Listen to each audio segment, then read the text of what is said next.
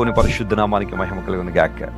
మీరు చెవియొగ్గి నా మాట వినండి, లేదా నా దగ్గరికి రండి, మీరు వింటే బ్రతుకుతారు అని దేవుడు మాట్లాడుతున్నాడు. దేవుని మాట మనల్ని బ్రతికించే మాట. Praise the lord. మీరు చాలా మంది సాక్ష్యాలు చెప్పగలరు కదా.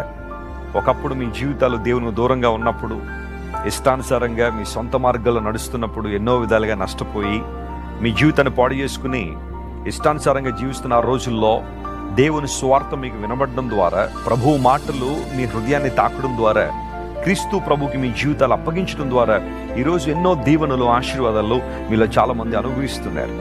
వినడం వలన మనం బ్రతుకుతామని లేఖనాలు సెలవిస్తున్నాయి. ఇక్కడ గమనించాల్సిన మాట ఏంటంటే, దేవుడు మనతో మాట్లాడుతూనే ఉన్నాడు. ఆయన మాట్లాడడం ఆపలేదు.